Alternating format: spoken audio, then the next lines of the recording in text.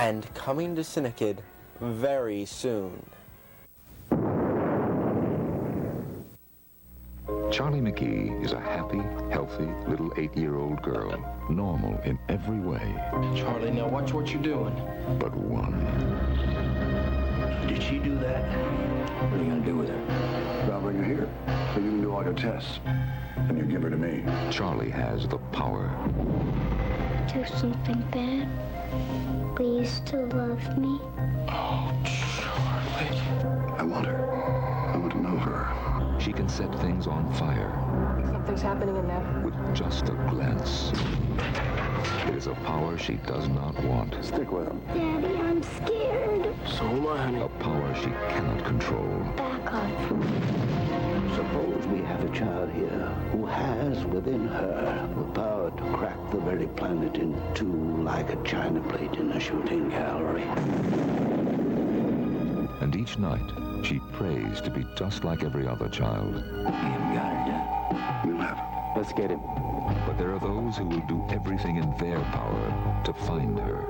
They're coming. I think they're gonna kill you, Daddy. To control her. Show me a warrant and get the hell off my land. We don't need a warrant. And maybe destroy her. Where's Charlie? What are you doing with her? We're going to be close, she and I. Oh, yes. Charlie? We're going to be very close. Charlie! Come to me, Charlie. Go! You're gonna have to burn it down. I mean, burn it all down.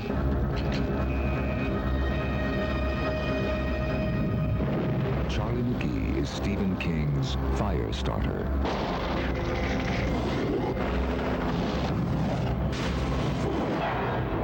Will she have the power to survive? Friday and Saturday, April 19th and 20th. Be there.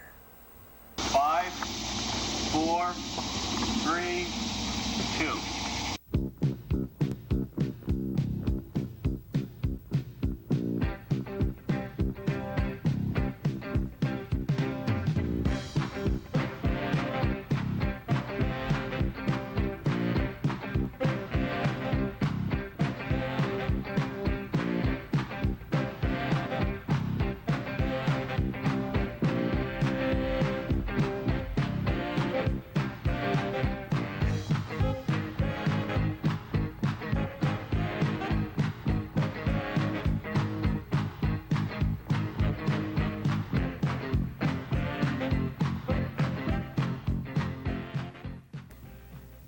Good evening, ladies and gentlemen, and welcome to this week's edition of CINEKYD Television Theater.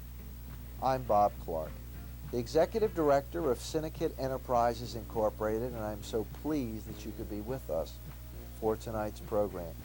This is a half-hour show designed entirely by the young people who are members of our organization.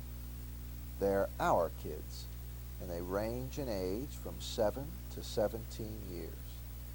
And this is one of their projects, to provide you with an entertaining 30 minutes. A half hour packed with a variety of segments that reflect their abilities as actors and actresses, and of course as technical artisans. To begin with, we're going to share with you now the next chapter in a very exciting serial mystery entitled Phantomos. Phantomos was a crime fighter. He was the father of Justin and Christopher Mallory. He died about 10 years ago, and the boys, now in their mid-teens, returned a few months ago to the United States after this 10-year absence. They made a number of interesting discoveries. They were surprised at the fact that the other members of the family did not warmly receive them. Moreover, they made the most important discovery that their dad had, in addition to being a very successful business tycoon, he had also been the ace crime fighter, Phantomos.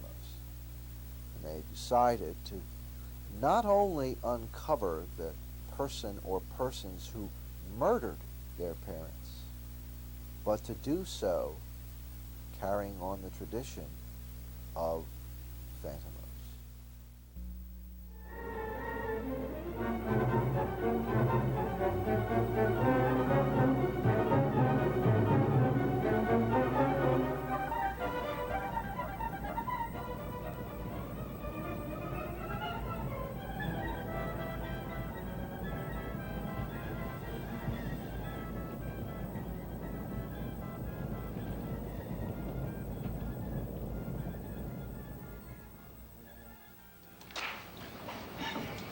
Barb. Hi, Rich. How's it going? Not bad. Good. Wait till you see this. This is really funny.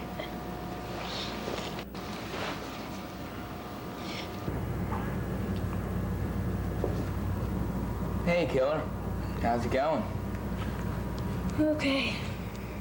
That's good. So, you want a cigarette? No, thanks. Why not? Got plenty. Won't cost you anything. Yeah. Gave it up, huh? Nothing.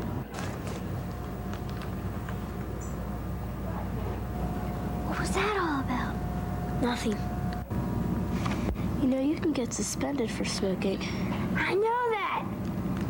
I know that.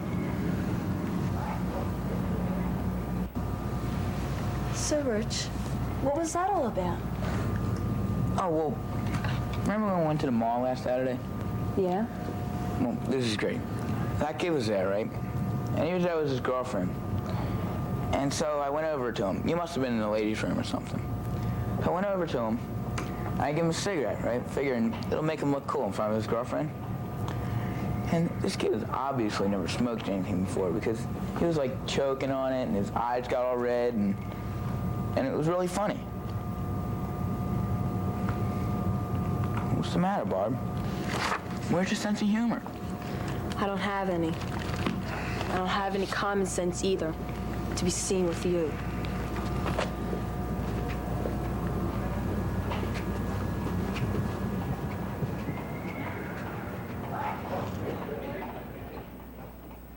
Well, I gotta get going. Okay, thanks a lot. No problem. Mike. How come you're being so nice to me? Well, what do you mean? Well, you came over and spent a lot of time with me. And, well, when you're with Richard, it's sort of nasty. Well, me and Rich, we were just fooling around. No hard feelings or anything. Right? Oh, you're so right. Actually, deep down inside, Michael's a very nice guy. Very deep down. I think I'll show you to the door.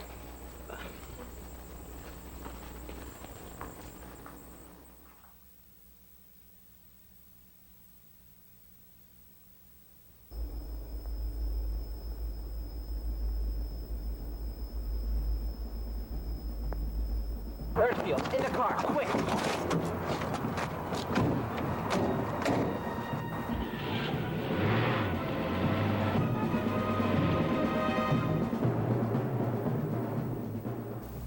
I suppose the chief advantage of having a program such as CINEKYD is the fact that over the years we've had an opportunity to record the events, to watch our kids grow up on film, videotape, to listen to them on audio tape, and of course to fill scrapbooks with slides and still pictures. The essence of the CINEKYD program that began 8 years ago was of course to capture a series of dramatic events some way, in some fashion, and over the years to be able to look back and to see just how successful we have been. Well, a few months ago, we started looking into the CINEKYD archives, and we were quite impressed with the wide range of things that we had taped or filmed for these many years. And we decided it was high time to share it with the members of our viewing audience. The host and editor-in-chief is Mr. Brian Eggleston. And this new series is entitled, appropriately enough, Looking Back.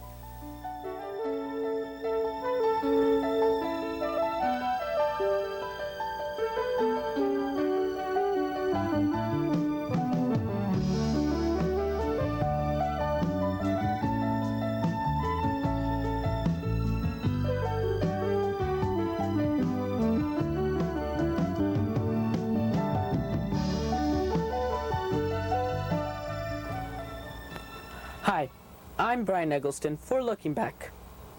Most people take for granted that they have color television sets. Well, here at CINEKYD, we've not always been able to broadcast in color. In fact, all of our earliest episodes are completely in black and white. Well, most of these early episodes have been lost in our archives, but I've been able to recover one, called Uncle Flywheel's Workshop. The Flywheel family of today's episodes is a continuation of this series, made in 1981.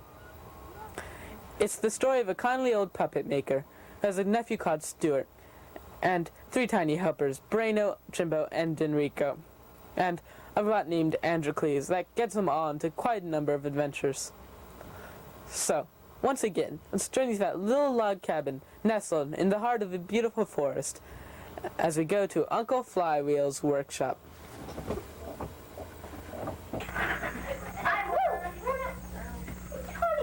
Stop it. This is getting boring. Yeah, I guess you're right. I bet I know who that is. Quick, get the door. Hello, Miss Fenstermacher. It's Miss Fenstermacher! Thank you. Now, let me see. Jimbo? Yep. Oh.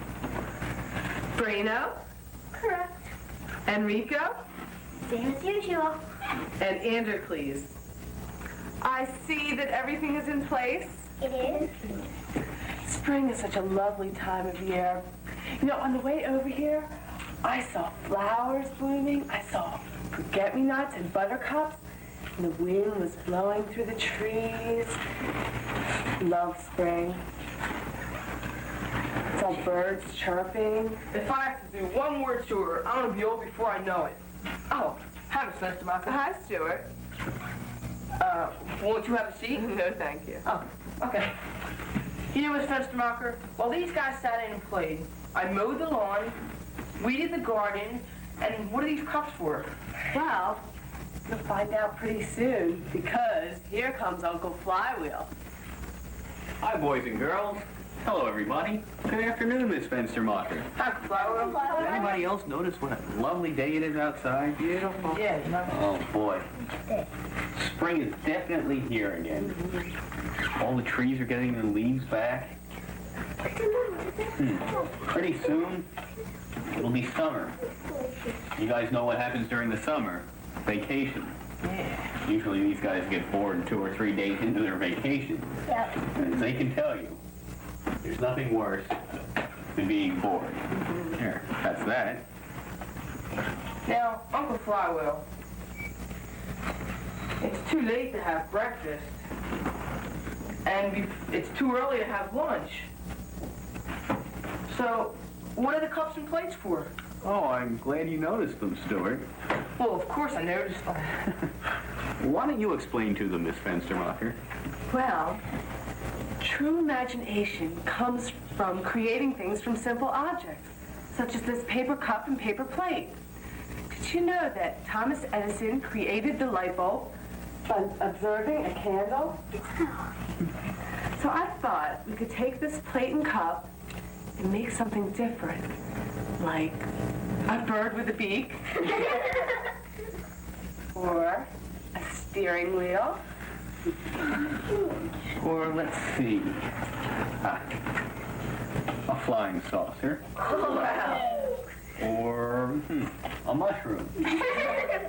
Now, there's plates and cups for everyone, including you, Uncle Flywheel. Oh, well, touche, Miss Fenstermacher. Thank you. Now, we want to have fun with this, guys. But let's see if we can all come up with something different. Okay? Okay. Now, gentlemen, take your markers. Will you pass me black?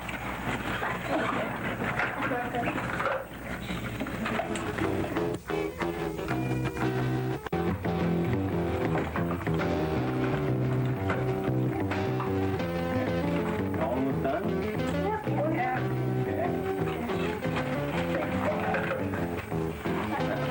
All done, right? Let's take a look at them. Jimbo, let's start with yours. Well, guy with the sun hat. That's very good, Jimbo. Very good. What about yours, Miss Fenstermacher? Well, I made my favorite dog, Butch. That's very nice. Reno, how about yours? Well, mine's a spaceship that lands at a spaceport. Now, I made a man, and Enrico made a man, too. Why don't you tell us about yours, Enrico? Well, mine is Mr. Neat. Mr. Neat? Why did you name him Mr. Neat? I don't know. Okay. Androcles, what about yours? What is it? I'm not sure, Miss Fenstermacher. I was just going to ask you that. Well, whatever it is, it's wonderful. It's very nice, Androcles. And last but not least, what about yours, Stuart? I made Mr. Boppy. Mr. Boppy! Not again! He always makes Mr. Boppy. Let me tell you something. They all laughed at Walt Disney. And one day, Mr. Boppy's going to be just as famous as Mickey Mouse and Donald Duck. Sure he will be, Stuart. Thanks, Uncle Flywheel. Well, boys and girls, this is another one of Uncle Flywheel's And Miss Fenstermacher's. and Miss Fenstermacher's things to do on a rainy day, or when there seems to be nothing else to do. So on behalf of Miss Fenstermacher, Androcles, the Tiny Helpers, Stuart, and myself, remember our motto: each one, reach one. Good night. Goodbye!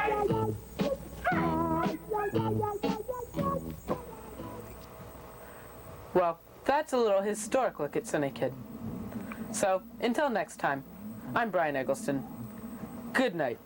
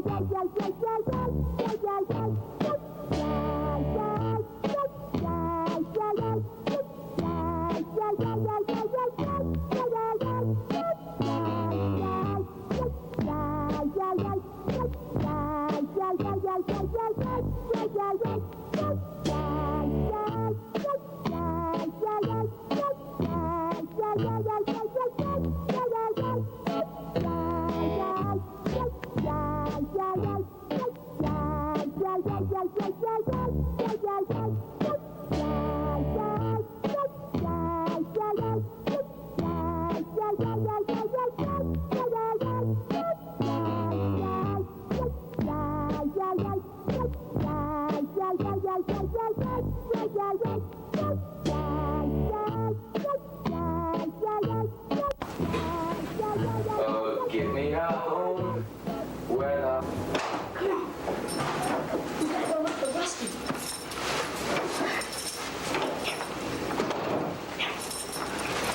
Do you know what a bloodhound is? Yeah. Okay. Let's see if we have everything.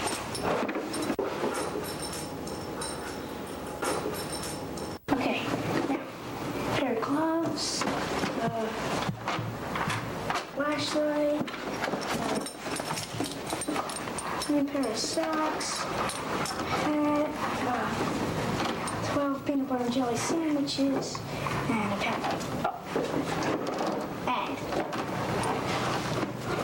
And dog biscuits. Okay. Now, let's see. Okay. Now.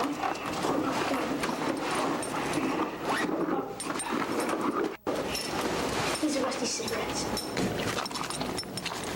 There, got the scent. Okay, come on. Come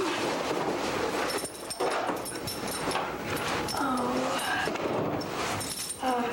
Did you ever climb out a window? Come on.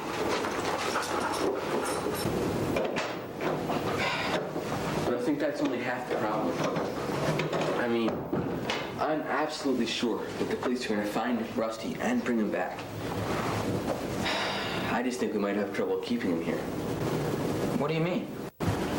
Well, it's just that if he was so upset that he'd run away once, I don't see what's stopping him from doing it again. Yeah. Well, what can we do? What can I do? It's a tough question to answer. After all, Rusty is your brother, but he grew up in a completely different environment. It's going to take some time for him to get used to living here, living with us. Yeah. Guess I didn't help things too much, huh? Jumping down his throat about smoking and all. Well, like your Aunt Patsy and I said, you were right and he was wrong. But as far as we know, he could have been smoking for several years now. And you're just telling him to stop. That's not enough to break the habit. Yeah, I guess. Excuse me? Have you guys seen Jimbo? No, not since breakfast. Well, if you do see him, can you tell him that I will not, absolutely not make his bed? I don't mind helping out around the house, but I refuse to do his chores for him. Okay. As soon as I see him, I'll give him your message. Thank you.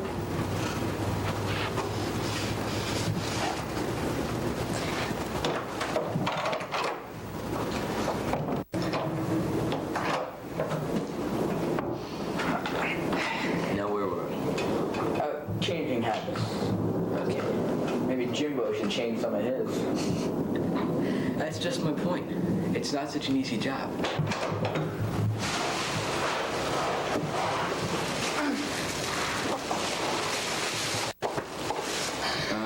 Enrico, what's that? It's the trash. You see, Jimbo was supposed to take it all the way down the driveway so the trash man could come and pick it up. I've looked all over the house and I can't find him, so I figure he's hiding out here. So I'm just gonna leave it here where you can't miss it. You're just leaving the trash right here. Sure, but don't worry, Jimbo will take care of it. But, wait, yeah. Case in point, there's another one. Yeah. Andrew. Don't ask. Okay, I won't. Have either of you seen Jimbo? No, we haven't. As a matter of fact, Nellie and Enrico were just looking for him, too. How about Duke? The dog? Isn't he in by the... No, I haven't seen him either. Well, I've made an interesting discovery. On the kitchen counter, there's a loaf of bread with about 2 or 3 pieces left, and a jar of peanut butter, and a jar of jelly.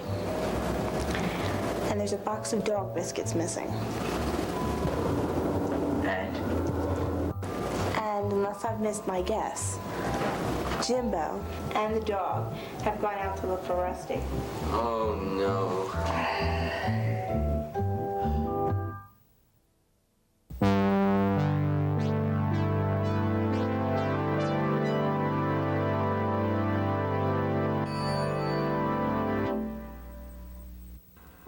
This Saturday night at CINEKYD's Family Movie Night, another film classic. Ronald Colman stars in Frank Capra's Lost Horizon. Join with the wonders of Shangri-La in the original, uncut version of this film. And marvel at the beauty that can only be shared on the big screen. The impact that no television set can convey. The doors open at 7 o'clock and the show starts at 7:30. For more information, call 659-4696. That's this Saturday night. Lost Horizon. Don't miss it. And coming to CINEKYD very soon. Charlie McGee is a happy, healthy, little 8-year-old girl, normal in every way. Charlie, now watch what you're doing. But one. Did she do that? What are you going to do with her? I'll bring her here so you can do all your tests. And you give her to me. Charlie has the power. Do something bad. Please to love me. Oh, Charlie. I want her. I want to know her. She can set things on fire Something's happening in there. with just a glance. It is a power she does not want. Stick with him. Daddy, I'm scared. So am I, honey. A power she cannot control. Back up. Suppose we have a child here who has within her the power to crack the very planet in two like a china plate in a shooting gallery. And each night, she prays to be just like every other child. We'll have her. Let's get him. But there are those who will do everything in their power to find her, They're coming. Think they're gonna kill you, Daddy? to control her, Show me a warrant and get the hell off my land. We don't need a warrant. and maybe destroy her. Where's Charlie? What are you doing with her? We're going to be close, she and I. Oh, yes. Charlie? We're going to be very close. Charlie! Come to me, Charlie. You're gonna have to burn it down. I mean, burn it all down.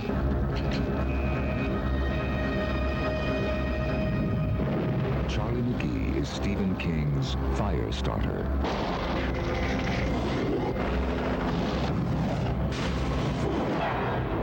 Will she have the power to survive? Friday and Saturday, April 19th and 20th.